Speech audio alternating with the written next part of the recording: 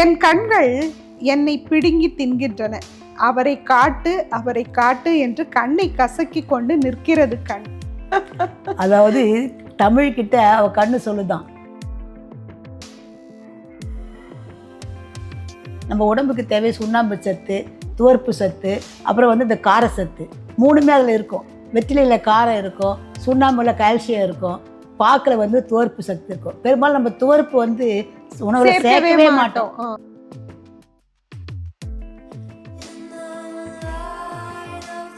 பச்சை கிளியானால் பறந்தேனும் தேடுவேன், பாடி வரும் தென்றல் தேரேறி ஓடுவேன், நின்ற இடம் காணேன். ஹலோ ஹலோ சுகமா, ஆமா நீங்க நலமா அப்படின்னு ஒரு பாட்டுல, காலையில் நான் வரட்டுமா, கண்ணில் மருந்து, கண்ணுதான மருந்து தேடுது, கண்ணில் மருந்து தரட்டுமா, மருந்து தந்தால் போதுமா.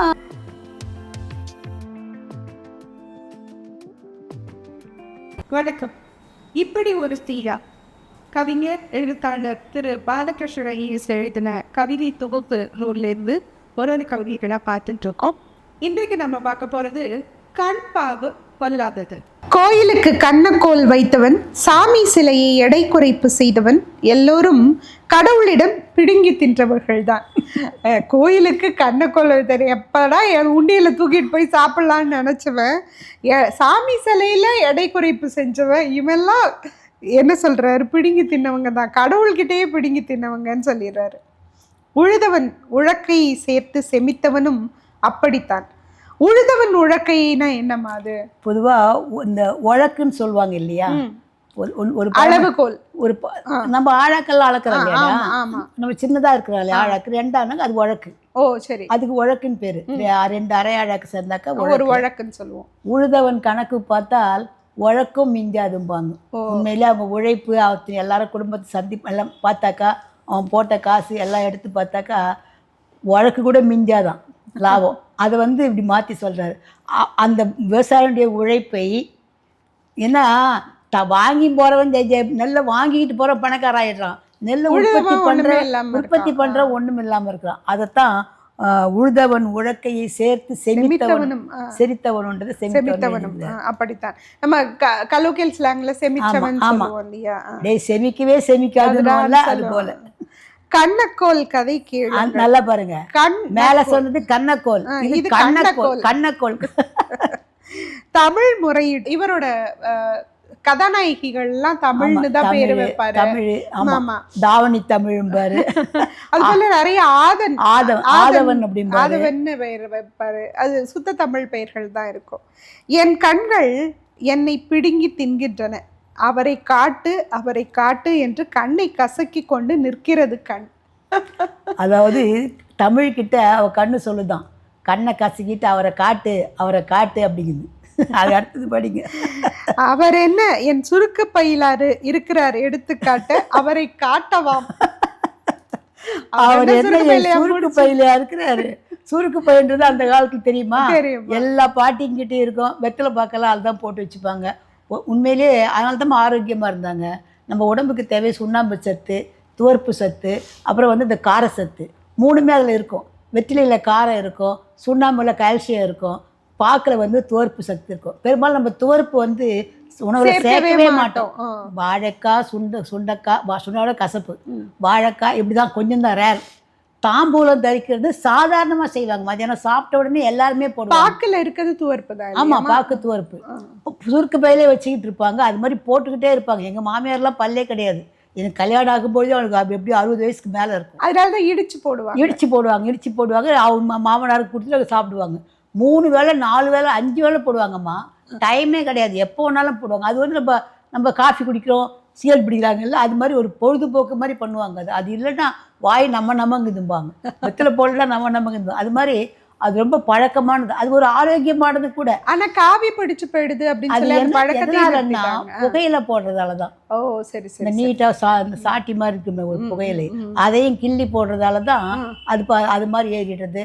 அது கொஞ்சம் கிளியர் பண்ணணும். அது வெத்தலை சிவப்பு கலரே பிடிக்கும், அது கொஞ்சம் சுத்தம் பண்ணணும், கொப்பிள் சுத்தம் போடணும். அது பண்ணாததால அது மாதிரி ஆயிடுது. அவரை காட்டவாம், சுவரை வேண்டுமென்றால் உடனே காட்டலாம். சுவர் தான் அவைலபிளா இருக்கு. அதனால அதை காட்டலாம். அவரை எங்க காட்டுறது? நானே பார்த்து 4 மாசம் ஆகிறது. நான் பார்க்க முடிந்தால் தானே என் கண் பார்க்க முடியும். நானே பார்த்து 4 மாசம் ஆகுது. நான் பார்த்தா தானே என் கண்ணு பார்க்கும். எனக்கும் என் கண்ணுக்கும் இல்லாத ஒரு வசதி என் நெஞ்சுக்கு இருக்கிறது. நினைத்தவுடன் நெஞ்சு அவரை சென்று அடைகிறது. எந்த பாஸ்போர்ட்டும் தேவையில்லை, விசாவும் தேவையில்லை. இங்க இருந்து எல்லா இடத்துக்கும் டிராவல் பண்ணி ஈஸியா போயிடலாம். ஆமா, நினைச்ச மாரத்துல போயிடும் இல்லையா? அதுதான் அங்க. அதான் ஒருத்தி நெஞ்சியே தூது விடுறா.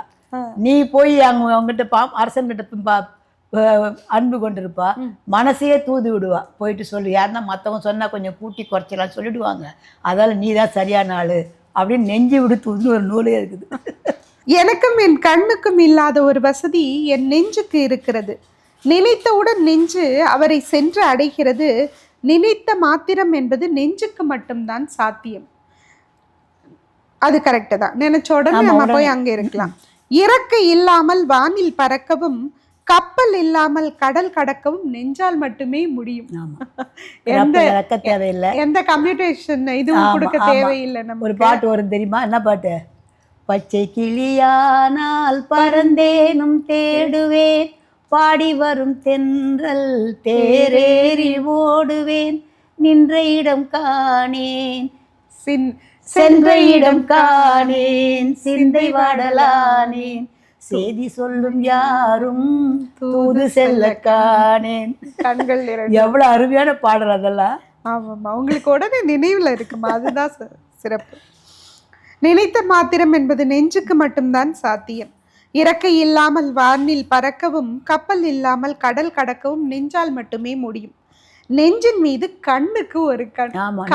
கண் வைக்கும். ஆமாடா, நினைச்ச உடனே போய் பார்த்துடுது இல்ல, அது போயிடுது இல்ல, கண்ணுக்கு ஒரு நம்மளால பார்க்க முடியல. நெஞ்சுக்கு நீதியா கண்ணுக்கு அநீதியா? நெஞ்சுக்கு நீதி போய் பார்த்துடுது, என்னால பார்க்க முடியல, எனக்கு அநீதியா, எனக்கு அநீதி என்று கண்டனம் தெரிவித்தால் கதைக்கு ஆகுமா? ரெண்டு போட்டி போட்டுட்டு இருந்த கதைக்கு ஆகுமா? அந்த கண்டனம் பாருங்க, கண்டனம். கண் தானே அதை பண்ணுது. நெஞ்சு நினைத்தால் இருந்த இடத்திலிருந்தே பார்க்க முடியும், ஆனால் இருந்த இடத்திலிருந்தே கண்ணால் நினைக்க முடியும். ரெண்டு மாத்தி மாத்தி பண்ண முடியாது. ஆனா நெஞ்சால பண்ண முடியும், கண்ணால பண்ண முடியாது. காலை பரப்பி அழுகிறது கண்ணீர் சுரப்பி, முற்றத்தில் உட்கார்ந்து முக்கி முக்கி. சொன்னா கூட கேட்கல. நீ நெஞ்சு நினைச்சா பார்க்க முடியும், உன்னால நினைக்க முடியுமா அப்படிங்கிறா. ஆனா என்ன பண்ணுதா அது? அதெல்லாம் முடியும். குழந்தைங்க அது மாதிரி கண்ணு அழுதா, அதுவும் முக்கி முக்கி அழுதான். காட்டு அவரையாவது வீட்டு அவரையாவது. விவரம் புரியாத கண். தமிழிடம் கண் சொன்னது, நான் தமிழ் கண் சிறப்பு சலுகையா? தமிழ் சிரித்தாள். நான் தமிழ் கண்ணுன்ற, எனக்கு தமிழா பிடிக்கும் இல்லையா அவளுக்கு, அதனால் அவ பேர் தமிழ் இல்லையா, நான் தமிழ் கண்ணை என்ன சிறப்பு சலுகையா, நாங்கள்லாம் நெற்றிக்கண்ணையே பார்த்தவங்க அப்படிங்கிறாவ. அதுவும் என்னிடமே நெற்றிக்கண்ணையே பார்த்திருக்கிறோம் என்று நினைத்து கொண்டாள். நான் நெஞ்சிடம் சொல்லி பார்க்கிறேன் என்றாள் தமிழ். நெஞ்சே, இந்த கண்ணை பார்த்தால் பாவமாய் இருக்கிறது. நெஞ்சுக்கு ரெக்கமெண்ட் பண்றாங்கம்மா இவங்க. இந்த கண்ணை பார்த்தா ரொம்ப பாவமா இருக்கு. தமிழ் சொல்றா. தமிழ் நெஞ்சுக்கு கண்ணுக்கு ரெக்கமெண்ட் பண்றா, நீ போகும்போது இதை கூட்டிட்டு போ அப்படின்னு. பாவமாய் இருக்கிறது, கண் பாவம் பொல்லாதது. அடுத்த முறை நீ அவரை பார்க்க போகும்போது இந்த கண்ணையும் கையோடு கூட்டிப்போ. கையும் வந்துருச்சு இங்க. கண்ணு, கையு, நெஞ்சு எல்லாம் வந்துருச்சு. கை கூப்பி வணங்கி நெஞ்சுக்கும் எனக்கும் புத்தாண்டு வாழ்த்துக்கள் சொன்னது கண். கண்ணு கட்டதுறை சரியில்லைன்னு முன்ன போயிடுச்சு இல்லையா, இப்போ என்ன பண்ணிடுச்சு, வாழ்த்துன்னு சொல்லுது. ஒரு பாட்டு ஒண்ணு வரும், காலையில் நான் வரட்டுமா, கண்ணில் மருந்து தரட்டுமா. அவங்க கண்ணில் தான் மருந்து தரணும். ஆமா, ஏன்னா இருநோக்கு இவளுன் கண் உள்ளது, ஒரு நோக்கு நோய் நோக்கு, மற்ற அந்நோய்க்கு மருந்து. ரெண்டும் இருக்குது. மருந்து நோய் தந்தவளும் அவதான், அந்த நோய் எப்போ தீரும் அவளை பார்த்தா தான் தீரும். ரெண்டுமே அவதான்ட்டு வள்ளுவர் சொல்வார். அதை கண்ணதாசன் அழகா ஹலோ ஹலோ சுகமா, ஆமா நீங்க நலமா அப்படின்னு ஒரு பாட்டில், காலையில் நான் வரட்டுமா, கண்ணில் மருந்து, கண்ணு தானே மருந்து தேடுது, கண்ணில் மருந்து தரட்டுமா, மருந்து தந்தால் போதுமா, மயக்கமதில் தீருமா, தீர்த்து வைப்பேன் நானம்மா, தீர்த்து வைப்பேன் நானம்மா, தேவை என்ன கேளம்மா, நேரத்தோடு கிடைக்குமா, டைம் கிடைக்கணும்ல, நேரத்தோடு கிடைக்குமா, நினைக்க நினைக்க இனிக்குமா அப்படின்னு பாட்டு போகும். ஹலோ ஹலோ அதுலயும் கண்ணை தான் மருந்துன்றதெல்லாம் இந்த பாட்டுடைய தாக்கம் தான். கண்ணை வந்து வள்ளுவர் எந்த அளவுக்கு முக்கியத்துவம் கொடுத்துருக்காரு அப்படின்னு ஐயா அதை கூர்ந்து பார்த்து அதுக்கு எழுதியிருக்காரு. கண்ணை வச்சு நிறைய எழுதியிருக்காரு ஐயா. நிறைய பாட்டு கண்ணில் வருமா? ஆமா, நிறைய வரும். கண்கள் இரண்டும் என்று உம்மை கண்டு பேசுமோ, அருமையான பாட்டு அதெல்லாம். எவ்வளோ காலமானாலும் கண்ணுன்னு நினைச்சா மறக்க முடியாத பாடல்கள் அவையெல்லாம். இந்த பாட்டு கூட இருக்குல்லம்மா, கண்ணென்ன கண்ணென்ன ஊதா சிவந்த கண்ணங்கள், அதுவும் நல்லா இருக்கும். அதான் கண்ணு சொல்லாத கவிஞனே யாரும் கிடையாது. நிலவை, அதாவது இயற்கையில் நிலவையும் அலையும் கடல் அலையையும் புகழ்ந்த மாதிரி மனித உறுப்புகளில் கண் முக்கியம். பார்க்கும் பொருளை விளக்கி காட்டுறதால மட்டும் கிடையாது. இன்னொரு உறவு, விழியில் விழுந்து இதயம் நுழைந்து உயிரில் கலந்த உறவே, அந்த ஒரு உறவு நம்ம உயிரில் கலக்கணும்னா அது விழியில் விழணும். அப்போ கண்ணு தான் தேவை. விழின்னு நீங்கள் சொன்னது இன்னொரு பாட்டு எனக்கு நினைவுக்கு வருதுமா. உன் விழியின் வழியே நீ, என் விழியின் வழியே நீயா வந்து போனது, இனி விழியும் வரையில் தூக்கம் என்ன ஆகுது, அந்த பாட்டு கூட நினைவுக்கு வருது. நிறைய விழி, கண்ணுக்கு வேற என்னென்ன சொற்கள் இருக்குமா? விழின்னு சொல்லலாம், நயனம் சொல்லுவாங்க, நீல நயனங்களில் அது சொல்லுவாங்க. கண்ணு, விழி, வேற என்ன இருக்குது தெரியலையே, இதான் ஞாபகம் வருது இப்போதைக்கு. பார்க்குறவங்க யாராவது கண்ணுக்கு வந்து வேற வேற சொற்கள் தெரிஞ்சா கமெண்ட் பண்ணுவாங்க. ஆமாம். அப்புறம் இன்னொன்று, இந்த தலைப்பே பாருங்க, நெஞ்சோடு கிளத்தல். கிளத்தல்னா என்ன? கிளறது, கிளறது இல்ல, சொல்லுதல். ஓ, கிளத்தல்னா சொல்லுதல். ஓகே. தொல்காப்பியத்துல சொல்லதிகாரத்துல முதல் ஏழை கிளவி ஆக்கம் தான். ஓ சரி. கிளவின்னா கிளவின்னா சொல்லை எப்படி ஆக்குறதுன்னு சொல்லிட்டு ரெட்டை கிளவிலாம் வருது. அவர் அட்டை கிளவிலாம் ரெண்டு பொருள் படுறது, அது வேற. அது அதாவது ரெண்டு பொருள் படுறது இல்லை, ரெண்டும் பிரித்தா பொருள் படாம ஒரே பொருள் தர்றது, சேர்ந்து வர்றது. கலகல சலசல, ஆமா, சேர்ந்து பிரிச்சா பொருள் தராது. கிளத்தல்னா சொல்லுதல். அதுக்கு எத்தனை வார்த்தை பாருங்க: சொல்லுதல், கிளத்தல், பேசுதல், உரைத்தல், மொழிதல், செப்புதல், அறைதல், கழறுதல், எல்லாமே சொல்லுதல் தான் குறிக்கும். புகழுதல், இசைத்தல் கூட சொல்லுதான். இசைத்தல் கூட சொல்லுதான். அது மாதிரி நிறைய தமிழ் வந்து ஒரே சொல்லுக்கு பல, ஒரே பொருளுக்கு பல சொற்கள்.